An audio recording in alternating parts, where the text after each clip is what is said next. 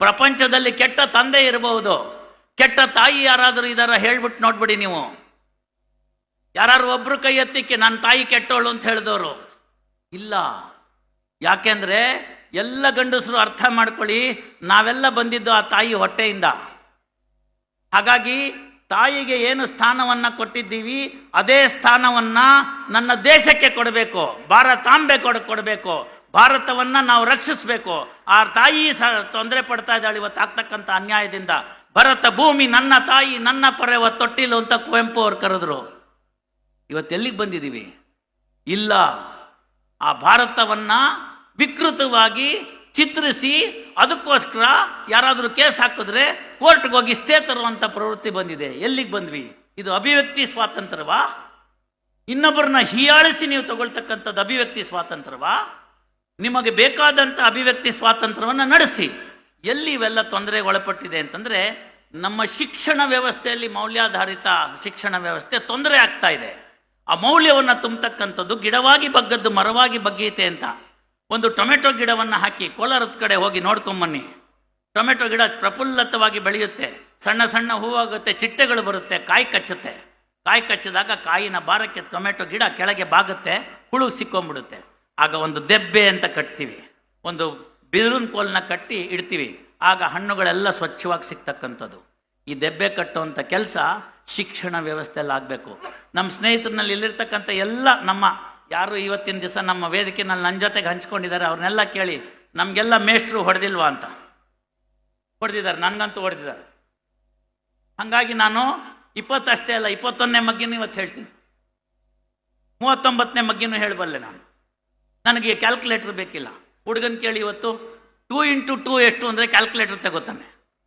2 × 2ಗೆ ಕ್ಯಾಲ್ಕುಲೇಟ್ರು 2 ಅಷ್ಟು ಅಂತಂದರೆ ಕ್ಯಾಲ್ಕುಲೇಟ್ರು 4 ಅಂತ ಹೇಳ್ತಾನೆ. 4 ಅಂದರೆ ತಡೀರಿ ಒಂದು ಸತಿ ಕ್ಯಾಲ್ಕುಲೇಟರ್ ನೋಡ್ತೀನಿ. ಈ ಮಟ್ಟಕ್ಕೆ ಬಂದು ತಲುಪಿದ್ದೀವಿ. ಶಿಕ್ಷಣ ಸರಿ ಹೋಗಲಿಲ್ಲ. ತಾಯಿ ತಂದೆ, ತಾಯಿಯೇ ಮೊದಲು, ಮನೆಯ ಮೊದಲು ಪಾಠಶಾಲೆ, ತಾಯಿಯೇ ಮೊದಲ ಗುರು. ಅವಳಿವತ್ತು ಸೀರಿಯಲ್ನಲ್ಲಿ ಇಂಟ್ರೆಸ್ಟಿಂಗ್ ಇದ್ದಾಳೆ. ಮಗು ಅಲ್ಲಿಂದ ಬರುತ್ತೆ, ಏನು ಹೇಳ್ಕೊಟ್ರು ಮಗು ಅಂತ ಕೇಳೋದಿಲ್ಲ, ಕೇಳಕ್ಕೆ ಪುರ್ಸೊತ್ತಿಲ್ಲ. ಯಾಕೆಂದರೆ ಮನೆಯೊಂದು 3 ಬಾಗಿಲು. ಇವತ್ತು ಹಂಗಾಗ್ತಿಲ್ಲ. ಮನೆಯೊಂದು 3 ರೂಮುಗಳು. ಹುಡುಗ ಒಂದು ರೂಮು, ಹುಡುಗಿ ಒಂದು ರೂಮು, ತಂದೆ ತಾಯಿ ಒಂದು ರೂಮು. ತಂದೆ ಬರೋದನ್ನು ಇವರು ಹುಡುಗರು ನೋಡೋದಿಲ್ಲ. ಮಾಡನೆ ಬೆಳಗ್ಗೆ ಹುಡುಗರು ಹೇಳೋ ಅಷ್ಟೊತ್ತಿಗೆ ಅಥವಾ ಮಕ್ಕಳು ಸ್ಕೂಲ್ಗೆ ಹೋಗೋಷ್ಟೊತ್ತಿಗೆ ತಂದೆ ಎದ್ದಿರಲ್ಲ. ಯಾವ ಕಾಲದಲ್ಲಿ ನೋಡ್ಬೇಕ್ರಿ? ಯೋಚನೆ ಮಾಡಿ. ಸಾಂಸ್ಕೃತಿಕವಾಗಿ ದಾಳಿಯಾಗಿದೆ ಈ ರಾಷ್ಟ್ರದ ಮೇಲೆ. ಕಲ್ಚರಲ್ ಅಂತ ನಾನು ಹೇಳ್ತಾ ಇದ್ದೀನಲ್ಲ, ಸಾಂಸ್ಕೃತಿಕವಾಗಿ ಊಟ, ನೋಟ, ಆಟ, ಪಾಠ, ಉಡುಗೆ, ತೊಡುಗೆ ಎಲ್ಲವೂ ಕೂಡ ದಾಳಿಗೊಳಪಟ್ಟಿದೆ. ನಮ್ಮದು ಅಂತ ಏನು ಉಳಿದಿದೆ? ಇವತ್ತು ತಾವು ನೋಡಿದ್ರಿ ಗೋವಿನ ಹಾಡು. ನನ್ನ ಕಾಲದಲ್ಲಿ 4ನೇ ಕ್ಲಾಸ್ನಲ್ಲಿ ಪದ್ಯಗಳಿತ್ತು. ಎಲ್ಲ ಹುಡುಗರು ಕೂಡ ಅಳೋರು. ಹುಡುಗಿರು ಬಿಟ್ಬಿಡಿ, ಅಳೋದು ಕಾಮನ್ನು. ಹುಡುಗರು ಅಳೋರು. ನಾನು ಹತ್ತಿದ್ದೀನಿ.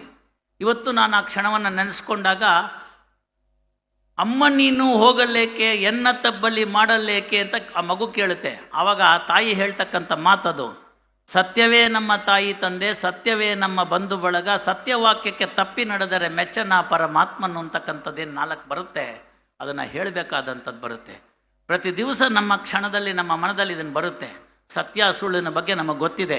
ಎಲ್ಲರೂ ಯೋಚನೆ ಮಾಡಿ. ನಮ್ಮೆಲ್ಲ ಸ್ನೇಹಿತರುಗಳಲ್ಲಿ, ಭಕ್ತರುಗಳಲ್ಲಿ ಒಂದು ವಿನಂತಿ, ನಿಮ್ಮ ತಂದೆ ಸುಳ್ಳ ಅಲ್ಲ, ನಿಮ್ಮ ತಾಯಿ ಸುಳ್ಳಿ ಅಲ್ಲ, ನಿಮ್ಮ ತಾತ ನಿಮ್ಮ ಅಜ್ಜಿ ಅವ್ರು ಯಾರೂ ಕೆಟ್ಟವರಲ್ಲ, ಅವ್ರ ತಾತ ಅವ್ರಜ್ಜಿ ಯಾರೂ ಕೆಟ್ಟವರಲ್ಲ, ಅವ್ರ ತಾತ ಅವ್ರಜ್ಜಿ ಯಾರೂ ಕೆಟ್ಟವರಲ್ಲ. ನೀವು ಹೆಂಗೆ ಕೆಟ್ಟವರಾಗ್ತಿರ್ರಿ? ನೀವು ಕೆಟ್ಟವರಲ್ಲ. ಜೀನ್ಸ್ ಅಲ್ವಾ, ಸೈನ್ಸ್ ಅಲ್ವಾ, ಅದೇ DNA ನಿಮ್ಮಲ್ಲಿ ಬಂದಿಲ್ವಾ? ಮತ್ತು ಯಾಕೆ ಸರ್ ನಾವು ಹಿಂಗೆ ಅಂತಂದರೆ, it is not the manufacturing defect. ಇದು ನೀವು ಯಾರ ಜೊತೆ ಸೇರಿದ್ದೀರಿ ಅನ್ನೋದ್ರ ಮೇಲೆ ಸೇರಿಕೊಂಡಿದೆ. ಸಮಾಜದ ವಿರುದ್ಧ ನೀವು ಹೋಗೋದಕ್ಕೆ ಧೈರ್ಯ ಸಾಕಾಗ್ತಿಲ್ಲ, ಸ್ಥೈರ್ಯ ಸಾಕಾಗ್ತಿಲ್ಲ, ಕಷ್ಟವನ್ನು ಹೇಳ್ಕೊಳ್ಳೋಕ್ಕಾಗ್ತಿಲ್ಲ. ಎಲ್ರಿಗೂ ಐಷಾರಾಮಿ ಬೇಕು, ಪುಕ್ಕಟ್ಟೆ ಬೇಕು, ಸುಲಭವಾಗಿ ಸಿಗುವಂಥದ್ದು ಬೇಕು, ಕಷ್ಟಪಡಬಾರ್ದು. ಇಂಥದನ್ನೆಲ್ಲನೂ ಆಗಿದ್ದರಿಂದ ಮೌಲ್ಯಗಳು ಪಠ್ಯಗಳಲ್ಲಿ ಇಲ್ಲ, ಅಲ್ಲಿಂದ ಮಾಯವಾಯಿತು. ಹಾಗಾಗಿ ಏನಾಯಿತು, ಹೊಸದಾಗಿ ನೀವು ಹೇಳ್ಕೊಡಕ್ಕೆ ಹೋಯ್ತು ಅಂತಂದರೆ ಗೊತ್ತಿಲ್ಲ. ಯಾರಿಗಾರು ನೀವು ಹೇಳಬೇಕಾ, ಗುರುಗಳನ್ನ ನೋಡಕ್ಕೆ ಬರುವಾಗ ಯಾವ ರೀತಿ ಡ್ರೆಸ್ ಮಾಡ್ಕೊಂಡು ಬರಬೇಕು ಅಂತ. ಸ್ನೇಹಿತರೆ ಅರ್ಥ ಮಾಡ್ಕೊಳ್ಳಿ. ಮಕ್ಕಳಿಗೆ ಪೀರ್ ಪ್ರೆಷರ್ ಅಂತಿದೆ ಸೈಕಾಲಜಿನಲ್ಲಿ. ಅವರ ಮನೆಯಲ್ಲಿ ಕೇಕನ್ನು ಕತ್ತರಿಸ್ತಾರೆ, ನಮ್ಮ ಮನೆಯಲ್ಲೂ ಕೇಕ್ ಇರಬೇಕು ಅಂತ ಬರ್ತ್ಡೇಗೆ ಕೇಳೋದು ತಪ್ಪಿಲ್ಲ. ನೀವು ಅದನ್ನು ಮಾಡಿ. ನೀವೆಲ್ಲ ಯೋಚನೆ ಮಾಡಿ, ನನ್ನ ಮಾತೆಯರು ಈಗಿನ ನಿಮ್ಮ ಮಕ್ಕಳು 3 ವರ್ಷ 4 ವರ್ಷ 5 ವರ್ಷ 6 ವರ್ಷ 8 ವರ್ಷ 10 ವರ್ಷದವ್ರಿಗೆ ಯಾವತ್ತು ಕೊನೆಯದಾಗಿ ಎಣ್ಣೆ ನೀರು ಹಾಕಿದ್ದು? ಅಶ್ವತ್ಥಾಮ, ಬಲಿ, ವ್ಯಾಸ, ಹನುಮಾಂಶ, ವಿಭೀಷಣ, ಕೃಪಾ ಪರಶುರಾಮಶ್ಚ ಸಪ್ತೇತೆ ಚಿರಂಜೀವಿನವ ಅಂತ ಹೇಳಿ 7 ಬಟ್ಟುಗಳನ್ನಿಟ್ಟು ಹರಳೆಣ್ಣೆನ ತಿಕ್ಕಿ ಸೀಗೆ ಪುಡಿ ಹಚ್ಚಿ ಯಾವತ್ತು ಸ್ನಾನ ಮಾಡಿಸಿದ್ದು ಕೊನೆ ಸರ್ತಿ ಅಂತ ಯೋಚನೆ ಮಾಡಿ.